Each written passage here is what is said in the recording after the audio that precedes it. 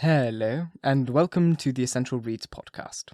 My name is Isaac, and my goal is to bring to you a bunch of classic audiobooks in an easy and accessible way. Let's get started. Dracula by Bram Stoker. Chapter 7. Cutting from the Daily Graph, 8th August. Pasted in Mina Murray's journal. From a correspondent. Whitby. One of the greatest and suddenest storms on record has just been experienced here, with results both strange and unique. The weather has been somewhat sultry, but not to any degree uncommon in the month of August. Saturday evening was as fine as ever known, and the great body of holidaymakers set out yesterday for visits to Mulgrave Woods, Robin Hood's Bay, Rig Mill, Runswick, Saythes, and various trips in the neighbourhood of Whitby. The steamers, Emma and Scarborough, made excursions along the coast, and there was an unusual amount of tripping both to and from Whitby. The day was unusually fine till the afternoon, when some of the gossips who frequent Eastcliff churchyard, and from that commanding eminence watch the wide sweep of sea visible to the north and east, called attention to a sudden show of mares' tails high in the sky to the northwest. The wind was then blowing from the southwest in the mild degree in which barometrical language is ranked number 2, light breeze. The coastguard on duty made report, and one old fisherman who for more than half a century has kept watch on the weather signs from the East Cliff foretold in an emphatic manner the coming of a sudden storm. The approach of sunset was so very beautiful, so grand in its masses of splendid coloured clouds, that there was quite an assemblage on the walk along the cliff in the old churchyard to enjoy the beauty. Before the sun dipped below the black mass of Kettleness, standing boldly athwart the western sky, its downward way was marked by a myriad of clouds of every sunset colour, flame, purple, pink, green, violet, and all the tints of gold, with here and there masses not large, but seemingly absolute blackness, in all sorts of shapes, as well outlined as colossal silhouettes. The experience was not lost on the painters, and doubtless some of the sketches of the prelude to the great storm will grace the R.A. and R.I. walls in next May. One or more captain made up his mind then and there that his cobble, or his mule, as they termed the different classes of boats, would remain in the harbour till the storm had passed. The wind fell away entirely during the evening, and at midnight there was a dead calm, a sultry heat, and that prevailing intensity which, on the approach of thunder, affects persons of a sensitive nature. There were but few lights in sight at sea, for even the coasting steamers, which usually hug the shore so closely, kept well to seaward, and but few fishing boats were in sight. The only sail noticeable was a foreign schooner with all sails set, which was seemingly going westward. The foolhardiness, or ignorance of her officers, was a prolific theme for comment whilst she remained in sight, and efforts were made to signal her to reduce sail in face of her danger. Before night shut down, she was seen with sails idly flapping as she gently rolled on the undulating swell of the sea, as idle as a painted ship upon a painted ocean. Shortly before 10 o'clock, the stillness in the air grew quite oppressive, and the silence was so marked that the bleating of a sheep inland, or the barking of a dog in the town, was distinctly heard, and the band on the pier, with its lively French air, was like a discord in the great harmony of nature's silence. A little after midnight came a strange sound from over the sea, and high overhead the air began to carry a strange, faint, hollow booming. Then, without warning, the tempest broke. With a rapidity which, at the time, seemed incredible, and even afterwards is impossible to realize, the whole aspect of nature at once became convulsed. The waves rose in growing fury, each overtopping its fellow, till, in a very few minutes, the lately glassy sea was like a roaring and devouring monster. While crested, waves beat madly on the level sands and rushed up the shelving cliffs. Others broke over piers, and with their spume swept the lanthorns of the lighthouses, which rise from the end of either pier of Whitby harbour. The wind roared like thunder, and blew with such a force that it was with difficulty that even strong men kept their feet, or clung with grim clasp to the iron stanchions. It was found necessary to clear the entire pier from the masses of onlookers, or else the fatalities of the night would have been increased manyfold. To add to the difficulties and danger of the time, masses of sea fog came drifting inland, wet, white clouds which swept by in ghostly fashion, so dank and damp and cold that it needed but little effort of imagination to think that the spirits of those lost at sea were touching their living brethren with their clammy hands of death, and many a one shuddered as the wreaths of the sea mist swept by. At times the mist cleared, and the sea for some distance could be seen in the glare of lightning, which now came thick and fast, followed by such sudden peals of thunder that the whole sky overhead seemed trembling under the shock of the footsteps of the storm. Some of the scenes thus revealed were of immeasurable grandeur, and of absorbing interest. The sea, running mountains high, threw skyward with each wave mighty masses of white foam, which the tempest seemed to snatch at and whirl away into space. Here and there, a fishing boat, with a rag of sail, running madly for shelter before the blast. Now and again, the white wings of a storm-tossed seabird, on the summit of the east cliff. The new searchlight was ready for experiment, but had not yet been tried. The officers in charge of it got into working order, and, in the pauses of the inrushing mists, swept with it the surface of the sea.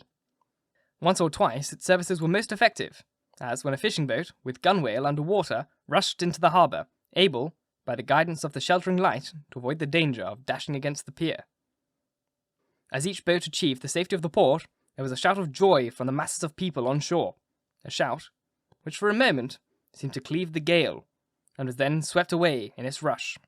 Before long, the searchlight discovered, some distance away, a schooner, with all sails set, apparently the same vessel which had been noticed earlier in the evening. The wind had by this time backed to the east, and there was a shudder among the watchers on the cliff as they realized the terrible danger in which she now was.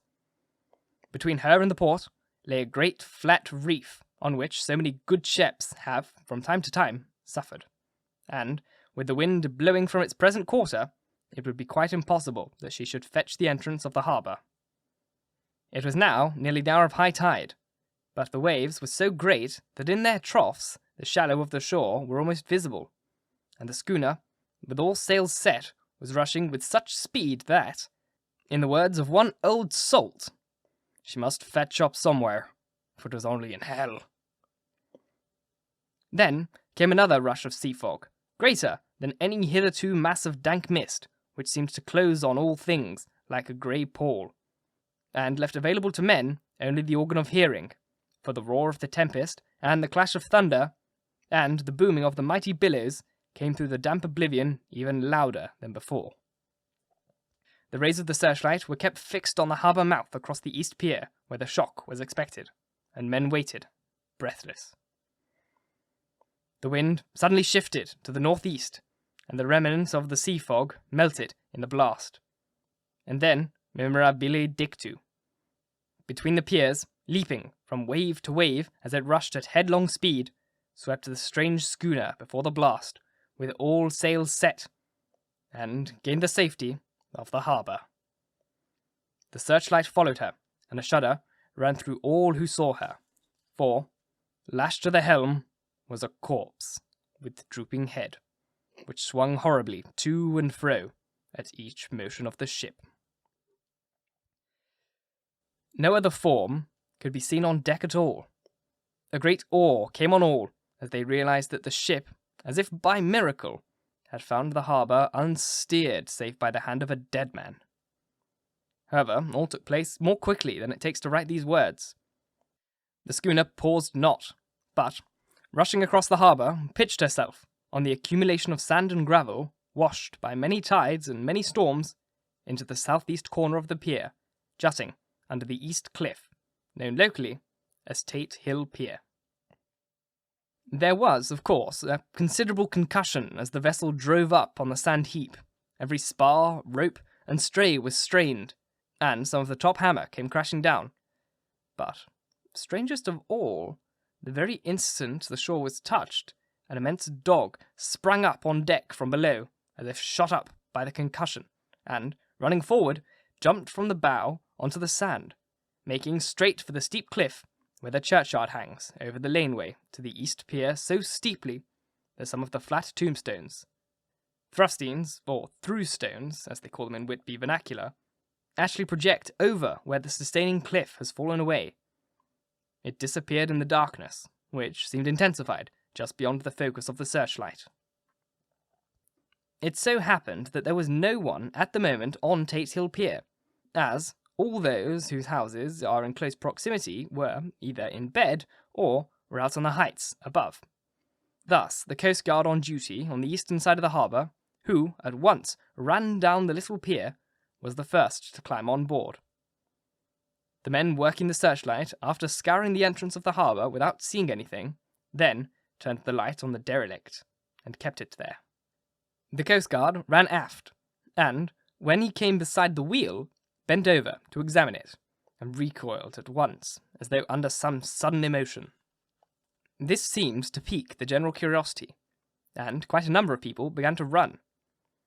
It is a good way round from the west cliff by the drawbridge to Tate Hill Pier, but your correspondent is a fairly good runner, and came well ahead of the crowd. When I arrived, however, I found already assembled on the pier a crowd, whom the coastguard and police refused to allow to come on board. By the courtesy of the chief boatman, I was, as your correspondent, permitted to climb on deck, and was one of the small group who saw the dead seaman, whilst actually lashed to the wheel. It was no wonder that the coastguard was surprised, or even awed, for not often can such a sight have been seen. The man was simply fastened by his hands, tied, one over the other, to a spoke of the wheel. Between the inner hand and the wood was a crucifix, a set of beads on which it was fastened being around both wrists and wheel, and all kept fast by the binding cord. The poor fellow may have been seated at one time, but the flapping and buffeting of the sails had worked through the rudder of the wheel, and dragged him to and fro, so that the cords with which he was tied had cut the flesh to the bone.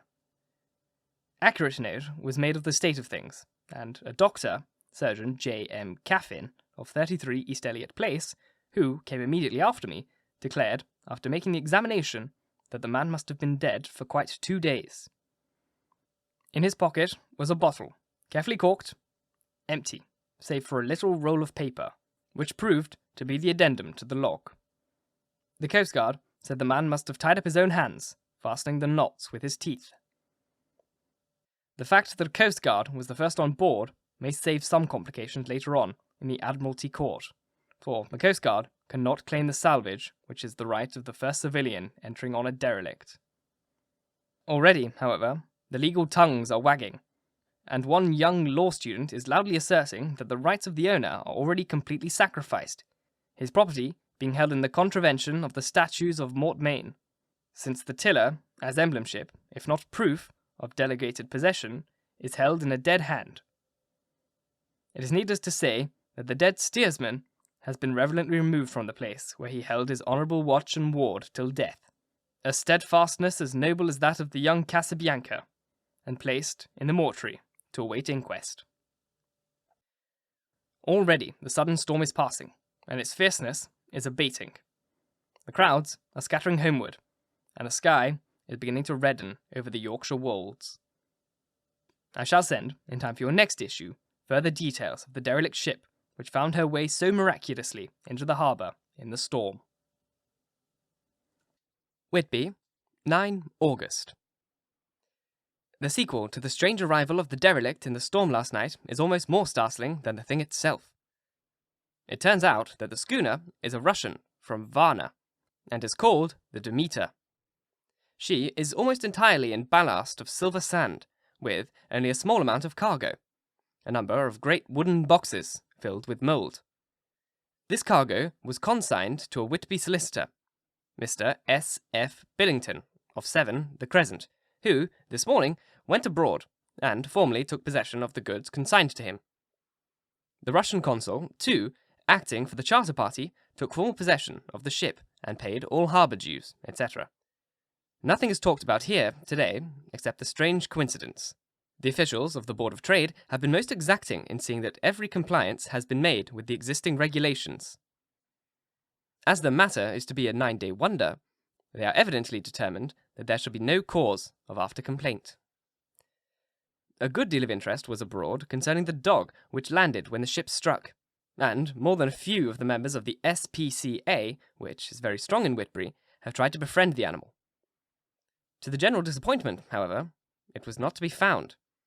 It seems to have disappeared entirely from the town. It may be that it was frightened, and made its way onto the moors, where it's still hiding in terror. There are some who look with dread on such a possibility, lest later on it should in itself become a danger, for it is evidently a fierce brute.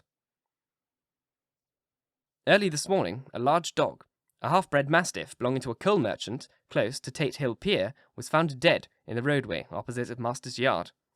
It had been fighting, and manifestly had a savage opponent, for its throat was torn away, and its belly was slit open as if with a savage claw. Later. By the kindness of the Broad Trade Inspector, I have been permitted to look over the logbook of the Demeter, which was in order up to within 3 days, but contained nothing of special interest except as to the facts of missing men. The greater interest, however, is with regard to the paper found in the bottle, which was today produced at the inquest, and a more strange narrative than the two between them unfolded has not been my lot to come across. As there is no motive for concealment, I am permitted to use them, and accordingly send you a rescript, simply omitting technical details of seamanship and supercargo. It almost seems as though the captain had been seized with some kind of mania before he had got well into the blue water, and that this had developed persistently throughout the voyage. Of course, my statement must be taken cum grano, since I am writing from the dictation of a clerk with the Russian consul, who kindly translated for me, time being short.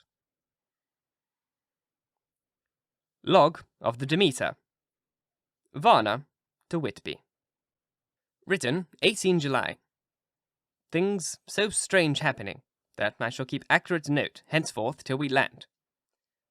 On 6 July, we finished taking cargo, silver sand and boxes of earth. At noon, set sail. East wind, fresh. Crew, 5 hands. 2 mates, cook, and myself. In brackets, captain. On 11th July, at dawn, entered Bosphorus. Boarded by Turkish customs officers.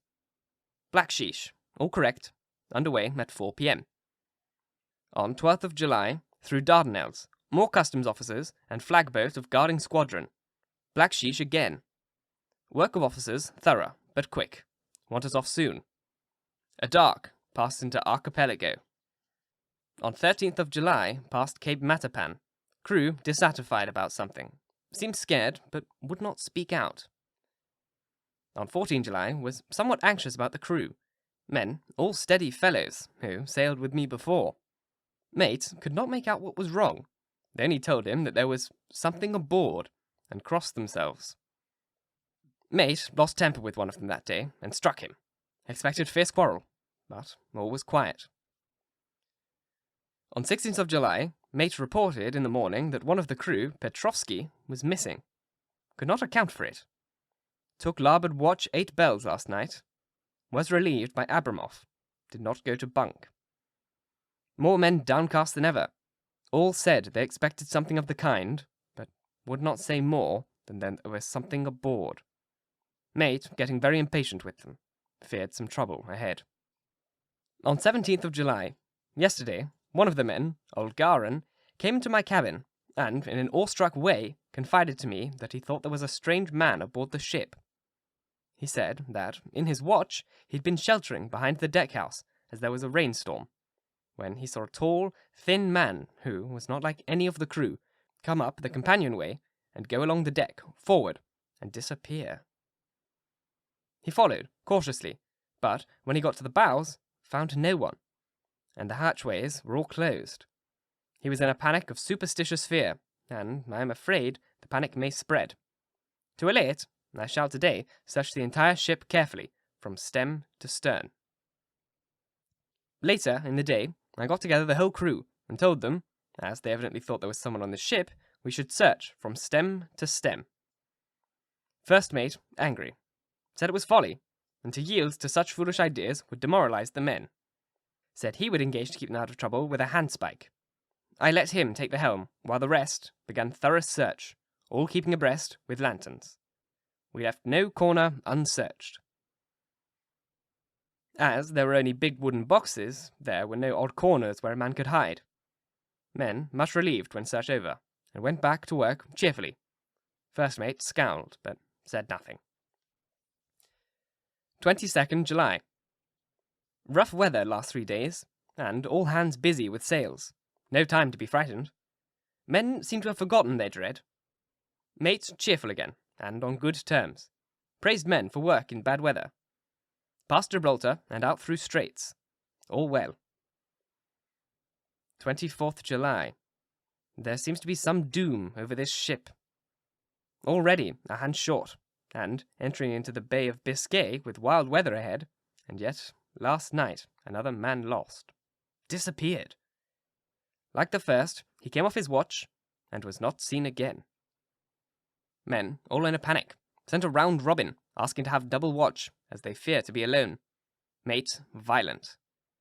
Fear there will be some trouble, as either he or the men will do some violence. 28th July. 4 days in hell. Knocking about in a sort of maelstrom, and the wind a tempest. No sleep for anyone. Men all worn out.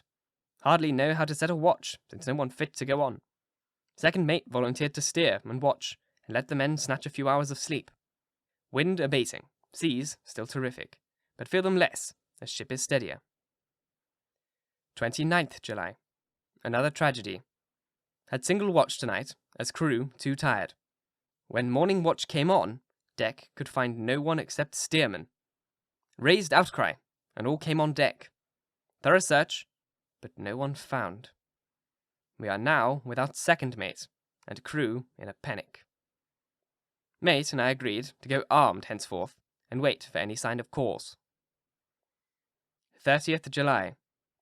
Last night. Rejoiced, we are nearing England. Weather fine, all sails set. Retired, worn out. Slept soundly. Awaked by mate telling me that both men of watch and steerman missing. Only self and mate, 2 hands left to work ship. 1st of August. 2 days of fog, and not a sail sighted. Had hoped, when in the English Channel, to be able to signal for help, or get in somewhere. Not having power to work sails, have to run before wind. Dare not lower, as could not raise them again. We seem to be drifting to some terrible doom. Mate now more demoralized than either of them. His stronger nature seemed to have worked inwardly against himself. Men are beyond fear, working solidly and patiently with their minds made up to the worst. They are Russian, he Romanian. 2nd of August, midnight. Woke up from a few minutes' sleep, hearing a cry, seemingly outside my port. Could see nothing in fog. Rushed on deck and ran against mate. Tells me heard cry and ran, but no sign of man on watch. 1 more gone. Lord help us. Mate says we must be past the Strait of Dover, as in a moment of fog lifting, he saw the North Foreland just as he heard the man cry out. If so, we are now off in the North Sea, and only God can guide us in this fog, which seems to move with us. And God seems to have deserted us. 3rd August. At midnight, I went to relieve the man at the wheel, but when I got to it, I found no one there. The wind was steady, and, as we ran before it, there was no yawing. I dared not leave it, so I shouted for the mate. After a few seconds, he rushed up on deck in his flannels. He looked wild-eyed and haggard, and I greatly fear his reason has given way. He came close to me, and whispered hoarsely, with his mouth to my ear, as though fearing the very air might hear. It is here, I know it now. On the watch last night, I saw it. Like a man, tall and thin and ghastly pale.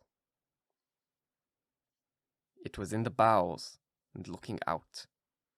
I crept behind it and gave it my knife, but the knife went through it, empty as the air. And as he spoke, he took his knife and drove it savagely into space. Then he went on, "But it is here, and I will find it. It is in the hold, perhaps, in one of those boxes. I'll unscrew them one by one and see. You work the helm." And with a warning look and his finger on his lips, he went below. There was springing up a choppy wind, and I could not leave the helm. I saw him come out on deck again with a tool chest and a lantern, and go down into the forward hatchway. He is mad, stark, raving mad, and it is no use my trying to stop him. He cannot hurt those big boxes. They're invoiced as clay, and to pull them out is as harmless a thing as he can do. So here I stay, and mind the helm, and write these notes. I can only trust in God, and wait till the fog clears. Then, if I can't steer to any harbour with the wind that is, I shall cut down sails and lie by, and signal for help. It is nearly all over now. Just as I was beginning to hope that the mate would come out calmer, for I heard him knocking away at something in the hold, and work is good for him, there came up the hatchway a sudden, startled scream which made my blood run cold, and, up on the deck, he came as if shot from a gun. A raging madman, with his eyes rolling and his face convulsed with fear. "Save me! Save me!" he cried, and then looked round on the blanket of fog. His horror turned to despair, and, in a steady voice, he said, "You had better come too, Captain, before it is too late. He is there. I know the secret now. The seas will save me from him, and that is all that is left." Before I could say a word, or move forward to seize him, he sprang on the bulwark, and deliberately threw himself into the sea. I suppose I know the secret too, now. It was this madman who had got rid of the men, one by one, and now he has followed them himself. God help me. How am I to account for all these horrors when I get to port? When I get to port? Will that ever be? 4th August. Still fog, which the sunshine cannot pierce. I know there is sunrise, because I am a sailor. Why else, I know not. I dared not go below. I dared not leave the helm, so here, all night, I stayed. And, in the dimness of night, I saw it. Him. God forgive me, but the mate was right to jump overboard. It is better to die like a man. To die like a sailor, in the blue water, no man can object. But I am captain, and I must not leave my ship. But I shall baffle this fiend, or monster. I shall tie my hands to the wheel, and when my strength begins to fail, and, along with them, I shall tie that which it, dare not touch. And then, come good wind or foul, I shall save my soul, and my honour as a captain. I am growing weaker, and the night is coming on. If he can look me in the face again, I may not have time to act. If we are wrecked, mayhap this bottle be found, and those who find it may understand. If not, well, then all men shall know that I have been true to my trust. God, and the Blessed Virgin, and the saints help a poor, ignorant soul trying to do his duty. Of course, the verdict was an open one. There was no evidence to adduce, and whether or not the man himself committed the murders, there was now none to say. The folk hold, almost universally here, that the captain is simply a hero, and that he is to be given a public funeral. Already it is arranged that his body be taken with a train of boats up the Esk for a peace, and then brought back to Tate Hill Pier, and up the Abbey steps, for he is to be buried in the churchyard on the cliff. The owners of more than 100 boats have already given their names as wishing to follow him to the grave. No trace has ever been found of the great dog, at which there is much mourning, for, with public opinion in its present state, he would, I believe, be adopted by the town.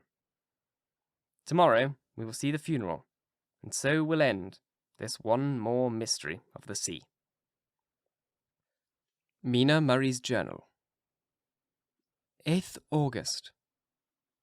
Lucy was very restless all night, and I, too, could not sleep. The storm was fearful, and as it boomed loudly among the chimney pots, it made me shudder. When a sharp puff came, it seemed to be like the distant gun. Strangely enough, Lucy did not wake, but she got up twice and dressed herself. Fortunately, each time I awoke in time, and managed to undress her without waking her, and got her back to bed. It is a very strange thing, this sleepwalking, for, as soon as her will is thwarted by any physical way, her intention, if there be any, disappears, and she yields herself almost exactly to the routine of her life. Early in the morning, we both got up and went down to the harbour to see if anything had happened in the night. There were very few people about, and though the sun was bright and the air clean and fresh, the big, grim-looking waves, that seemed dark themselves because the foam that topped them was like snow, forced themselves in through the narrow mouth of the harbour, like a bullying man going through a crowd. Somehow, I felt glad that Jonathan was not on the sea last night, but on land. But is he on land or sea? Where is he? And how? I'm getting fearfully anxious about him. If only I knew what to do, and could do anything. 10th of August. The funeral of the poor sea captain today was most touching. Every boat in the harbour seemed to be there, and the coffin was carried by captains all the way from Tate Hill Pier up to the churchyard. Lucy came with me, and we went to our old seats whilst the cortege of boats went up the river to the viaduct and came down again. We had a lovely view, and saw the procession nearly all the way. The poor fellow was laid to rest quite near our seat, so that we stood on it when the time came and saw everything. Poor Lucy seemed much upset. She was restless and uneasy all the time, and I cannot but think that her dreaming at night is telling on her. She is quite odd in one thing. She will not admit to me that there is any cause for restlessness, or, if there be, she does not understand it herself. There is an additional cause, in that poor old Mr. Swales was found dead this morning on our seat, his neck being broken. He had evidently, as the doctor said, fallen back in the seat in some sort of fright, for there was a look of fear and horror on his face that the men said made them shudder. Poor, dear old man! Perhaps he had seen death with his dying eyes. Lucy is so sweet and sensitive that she feels influences more acutely than other people do. Just now she was quite upset by a thing which I did not much heed, though I am myself very fond of animals. One of the men who come up here often to look for the boats was followed by his dog. The dog is always with him. They are both quiet persons, and I never saw the man angry, nor heard the dog bark. During the service, the dog would not come to its master, who was on the seat with us, but kept a few yards off, barking and howling. Its master spoke gently to it, and then harshly, and then angrily, but it would neither come nor cease to make its noise.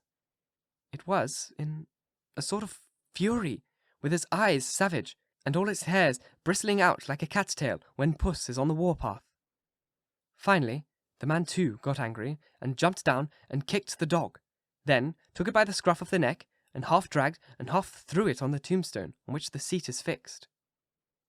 The moment it touched the stone, the poor thing became quiet, and fell into a tremble. It did not try to get away, but crouched down, quivering and cowering, and was in such a pitiable state of terror that I tried, though without effect, to comfort it.